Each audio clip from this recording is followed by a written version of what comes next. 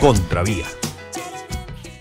Muy buenas noches. El Estado colombiano, en cabeza de su ministro del Interior, el doctor Vargas Lleras, pidió perdón por el magnicidio, asesinato del líder de la Unión Patriótica, Manuel Cepeda Vargas. Escuchemos las palabras del ministro. Constataron que el homicidio contra el senador Cepeda Vargas fue cometido por agentes estatales, es decir, desde el Estado mismo y en conjunto con miembros de grupos paramilitares.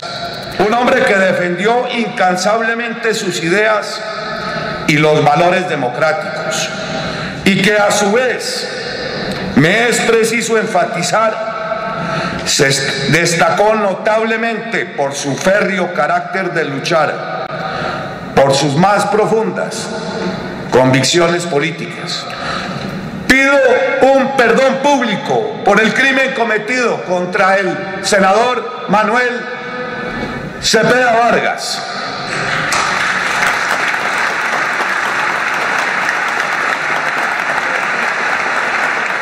Acepto este acto de reconocimiento de responsabilidad como un acto de esperanza de que es posible que todos construyamos la paz en Colombia, fundada en la democracia y en la justicia. Es importante pedir perdón y perdonar, pero más importante aún es trabajar para que en nuestra patria no se vuelvan a cometer crímenes que obliguen al Estado colombiano a pedir perdón y a las víctimas a perdonar. Nos creíamos inmortales, pero sopló el viento, decía mi padre en un escrito póstumo dedicado a mi madre Gira Castro y recordando a muchos de sus colegas y compañeros inmolados.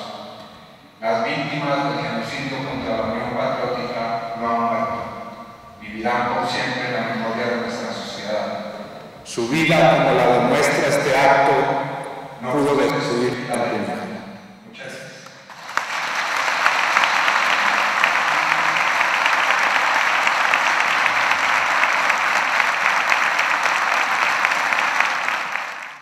Y precisamente esta noche nos acompañan los dos protagonistas de la jornada. Por una parte, el señor ministro del Interior, el doctor Germán Vargas Lleras, y por la otra, el hijo y representante hoy a la Cámara del ex senador Manuel Cepeda Vargas, Iván Cepeda Vargas. Muy buenas noches, ministro. Muy buenas noches, Iván. Buenas noches, Germán. Buenas noches. Ministro, ¿qué significa para la historia del país este evento? Bueno, significan varias cosas. Por un lado, darle cumplimiento a una sentencia proferida por el Tribunal Interamericano de Derechos Humanos, que para este caso concreto condenó a la nación colombiana y dentro de la providencia indicó que el Estado como tal debería en un acto solemne pedirle perdón a las víctimas, a la familia de Manuel Cepeda, y hacer un acto de contrición público para que algo así no se repitiera en el futuro. De manera que no solamente cumplimos con esa solemnidad, acatando el fallo de la Comisión Interamericana, sino que a su turno fue una buena oportunidad para plantear la política que el gobierno ha adoptado y se pondrá en práctica a partir del 1 de enero del año entrante, en materia de manejo integral a la población desplazada y restitución de tierras, al igual que la atención que piensa prestar a las víctimas, las indemnizaciones a que hay lugar. También para el gobierno resulta no solo el cumplimiento de un deber legal, sino también de una definición política que implica tomar decisiones muy a fondo, repito, y adoptar políticas públicas para que un hecho así jamás vuelva a ocurrir. ¿Cómo recibe este acto? Y reitero, ¿cuál es la lección hoy para la sociedad colombiana de este acto que presenciamos hace unas semanas? Bueno, como víctima de este proceso de exterminio de la Unión Patriótica, nosotros hemos vivido, aparte del asesinato, de la desaparición de nuestros familiares y de muchos amigos y colegas, un grave proceso de deterioro de nuestra dignidad, o por lo menos un atentado permanente en contra de la memoria de nuestros familiares, en contra de la memoria de los amigos que hemos perdido en todo esto y las líderes también de todo este movimiento que fue la Unión Patriótica. Y eso ha consistido en una eterna discusión, en primer lugar con muchos gobiernos anteriores a este. ¿Cuál es la naturaleza de ese proceso de genocidio que se ha venido perpetrando durante años? Muchas veces se ha querido negar.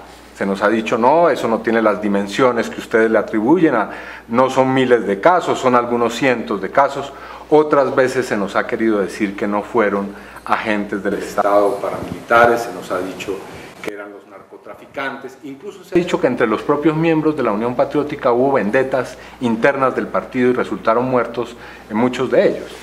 Entonces, para nosotros es muy importante que un gobierno, en este caso el actual gobierno, en cumplimiento de una sentencia internacional, diga lo que nosotros consideramos, y ya está dicho en una sentencia internacional, es la verdad.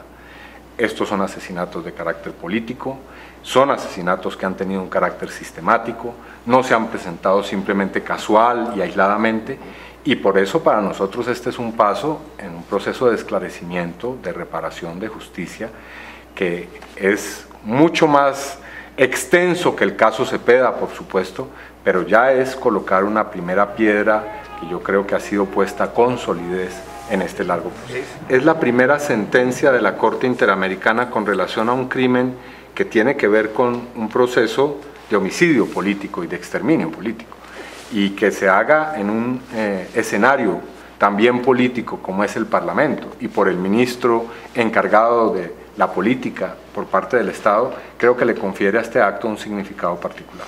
Como ministro del Interior, como ser la persona que le toca pedir este perdón, personalmente, ¿qué siente?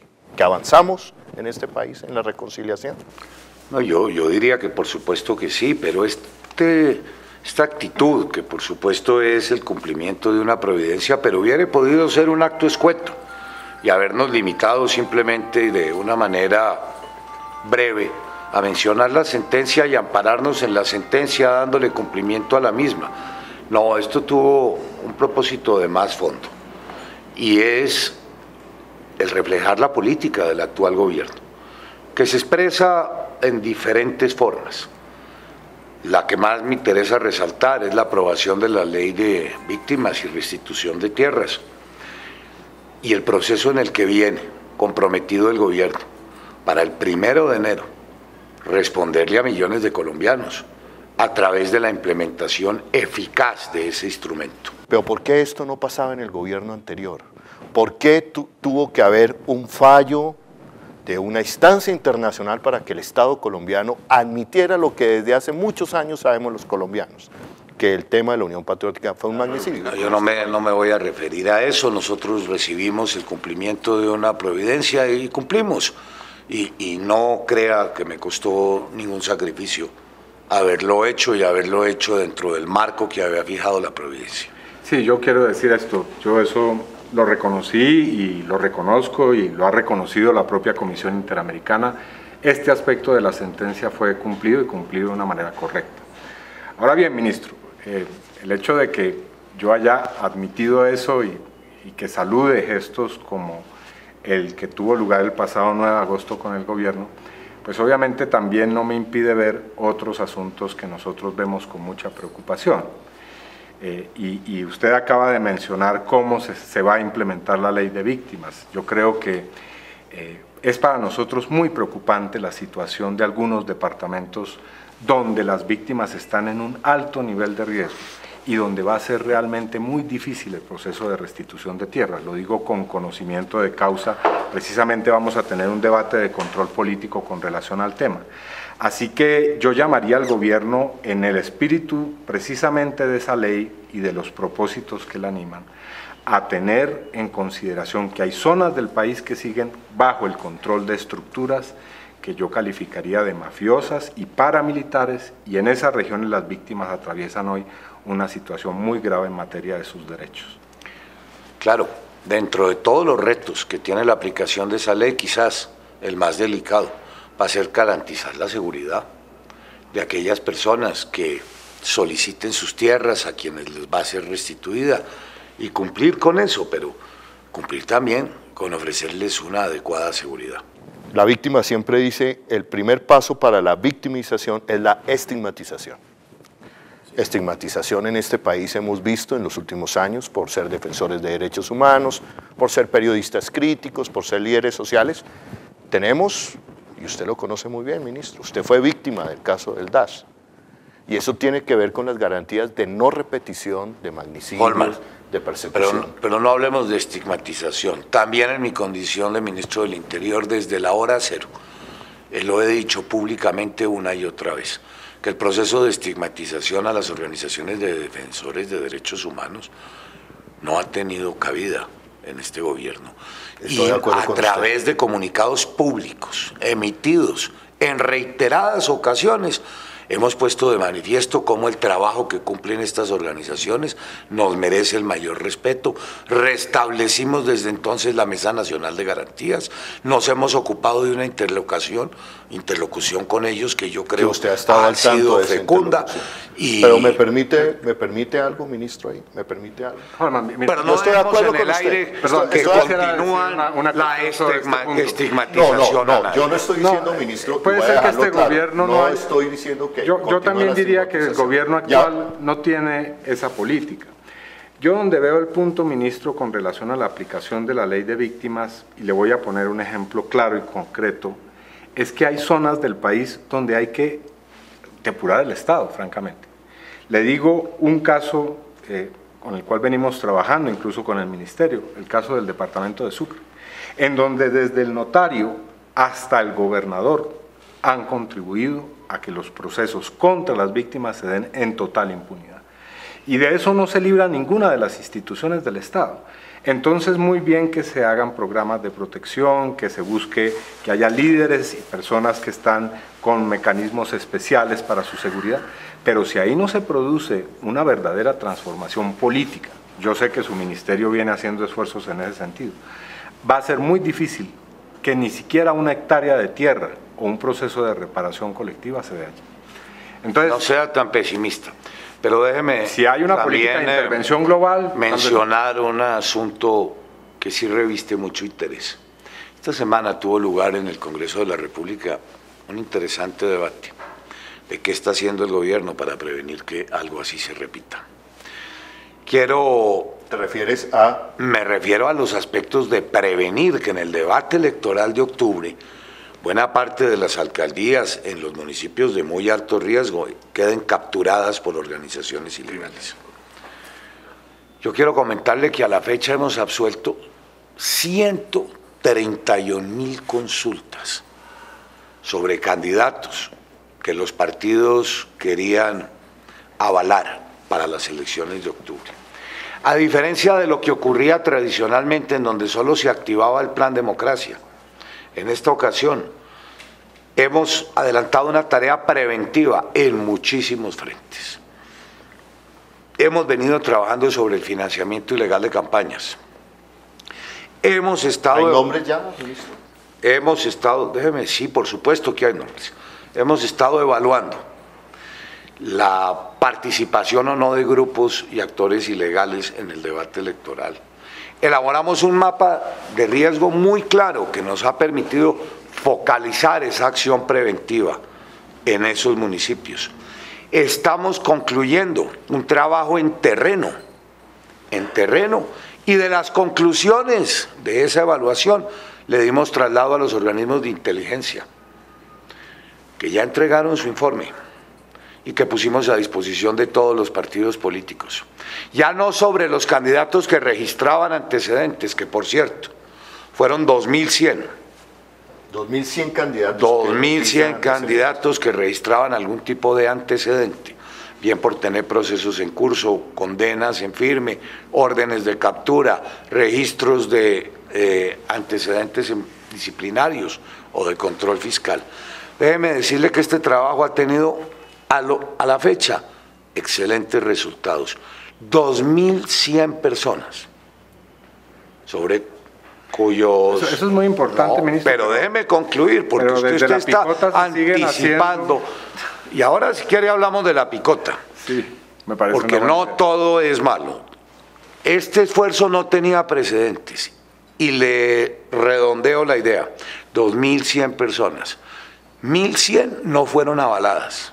Y a 1.000 se les revocaron los avales después de que habían sido otorgados. Eso está muy bien. Mira. Perdón, pero desde la picota se siguen dando órdenes y se siguen... Un segundo, porque así es imposible. Es decir, y esto es un aspecto que sí merece conocerlo la opinión pública, porque cuando se había hecho un esfuerzo de esta naturaleza a través de una ventanilla única en el Ministerio del Interior. Entonces, no, todo eso a mí me parece muy bien, pero ministro, es Vox Populi, usted lo sabe muy bien. Acabamos este fin de semana de ver un extenso reportaje en la revista Semana que desde la picota sigue operando el cartel político que está allí y que está allí precisamente por eso, porque precisamente ha funcionado a través de mecanismos corruptos, a través del nepotismo, a través de los testaferros políticos y del testaferrato político.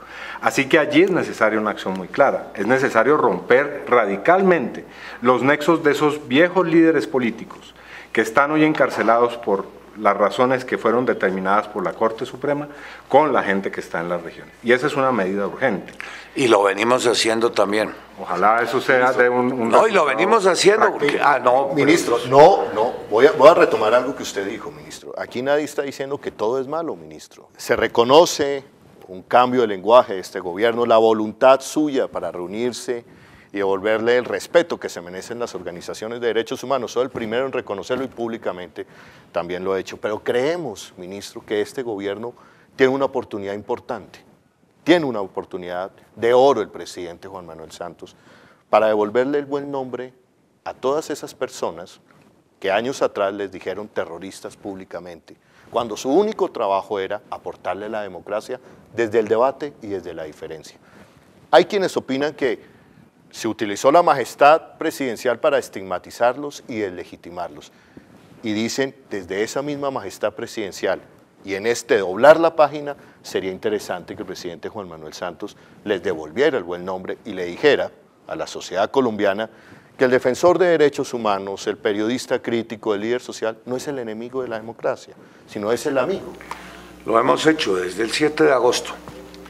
El gobierno ha restablecido la institucionalidad con todos aquellos sectores que usted señala. Lo hicimos con las Cortes, era un proceso que yo diría ha resultado sumamente constructivo de recuperar confianza. Algunos advierten que porque estemos próximos a debatir un proyecto de reforma a la justicia, se pudo haber generado un enfrentamiento entre las diferentes Cortes y el gobierno, y eso no es así. De hecho, nosotros recibimos con mucho entusiasmo el proyecto radicado por el Consejo de Estado, porque lo que hace es enriquecer el debate. Desde la hora cero, el presidente de la República tomó partido y solicitó se incluyeran también a todas aquellas víctimas que hubieran yo creo que los actos simbólicos parte de agentes son muy Estado. Importantes, pero es necesario que lo del DAS no vuelva a ocurrir. Jamás. Y pues, creo que la ley de otras cosas no va a volver a ocurrir porque se va a liquidar esa entidad. Sí, bueno, pero puede hacerlo cualquier otro. Falta es decir, mucho para liquidarse. hay muchas brigadas del ejército que siguen haciendo eso, usted lo sabe. El proceso terminará en el mes de noviembre. Y es muy posible que haya secciones de la policía que lo sigan haciendo. Quiero terminar con lo siguiente, señores. Garantías de no repetición. Garantías de no repetición, de no más estigmatización. Usted se compromete, ministro, en su discurso y lo hace muy bien, diciéndole a lo que vamos es apuntándole a abrirle espacio a la paz. Después, ¿cómo hacemos para que este acto tenga la fortaleza, todos los dientes de aquí para adelante y que estos magnicidios, estas estigmatizaciones, este tema del DAS no se vuelva a repetir? Iván.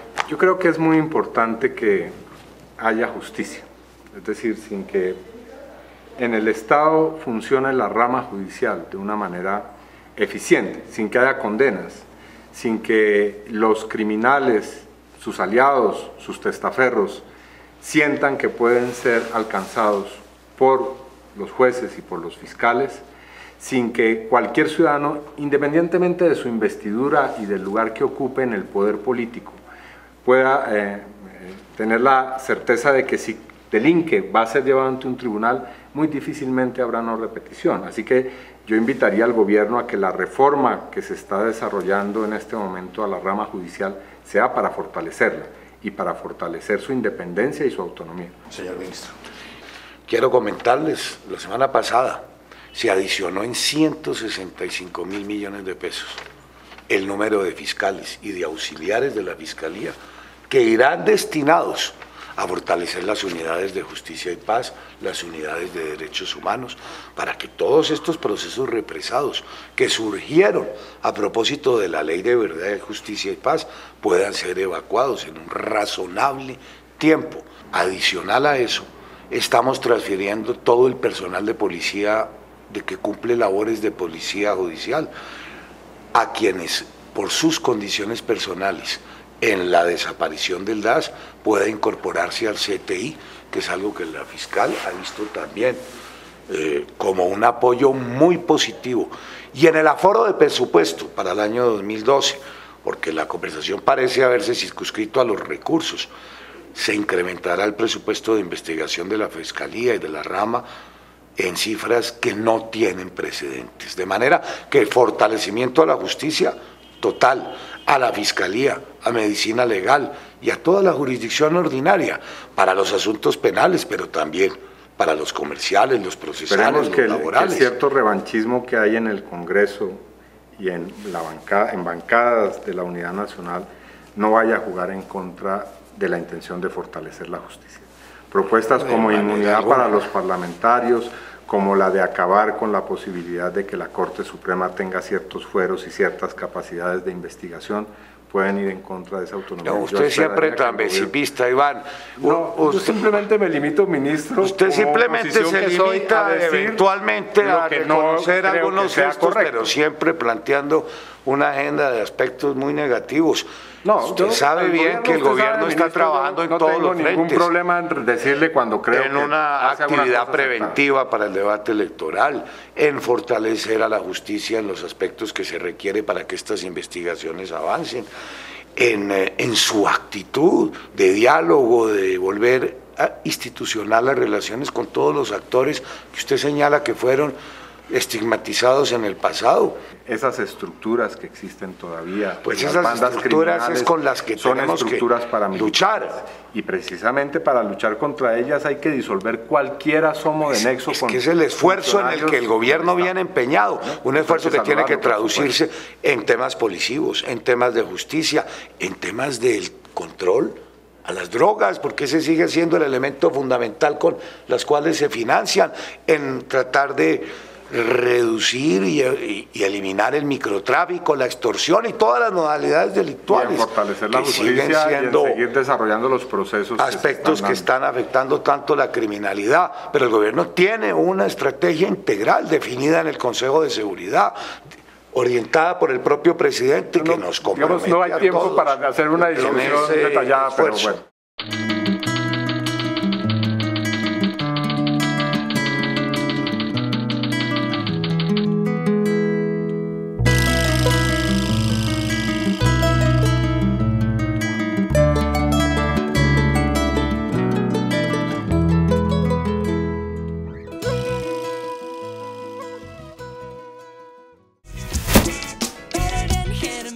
Contravía.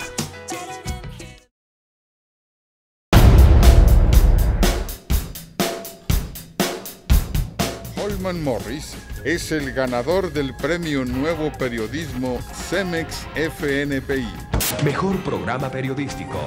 Contravía. Caso Jaime Garzón, Holman Morris,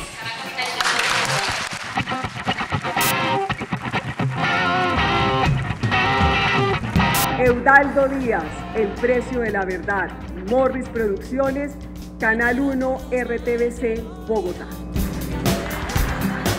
Mejor programa periodístico y de opinión. Y el ganador de mejor programa periodístico de opinión es Serie Contravías, Las Mujeres de Manzanares.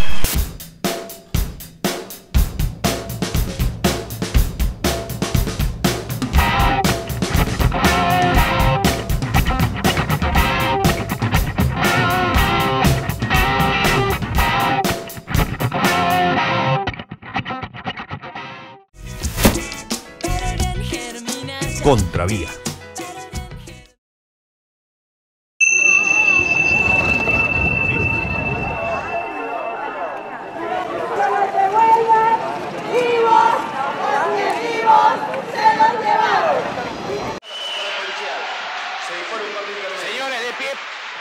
Señores, de pie, por favor, silencio en la sala.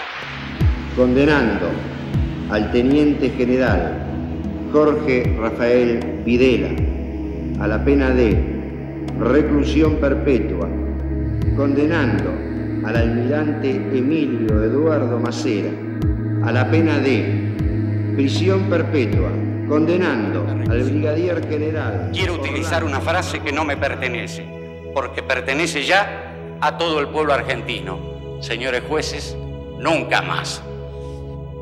Silencio en la sala. Silencio. Se dispone personal policial, desaloje la sala.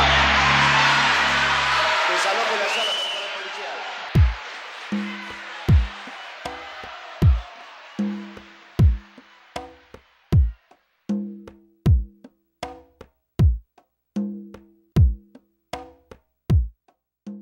Nunca más. ¿Qué significa rápidamente, ministro? Nunca más. Hechos como esos no pueden volver a ocurrir en el país y mucho menos ser tolerados, amparados o cohonestados por el Estado colombiano. Yo creo que justicia, paz y democracia, esos son tres conceptos esenciales. Cuando el ministro reconoció el 9 de agosto la responsabilidad del Estado, es un paso hacia la democracia en Colombia. Señoras y señores, ustedes han visto un ejercicio elemental de la democracia, un ejercicio de debate, de respeto mutuo entre dos partes que tienen diferencias, que se reconocen también sus aciertos, y desde el periodismo, desde nosotros los periodistas, ministro Iván, estaremos atentos para señalar y resaltar los aspectos positivos, pero también estaremos, como es nuestro deber como periodistas, estar alerta y criticando cuando creamos que el Estado de Derecho se está viendo vulnerado. Sabiendo que, y voy a darme aquí, no es un cheque en blanco, sabiendo que dentro de este gobierno vamos a poder, creemos nosotros los periodistas críticos independientes, contar con todo el respeto y credibilidad que no tuvimos en el gobierno anterior. Soy Holman Morris y quedamos en Contravía. Contravía.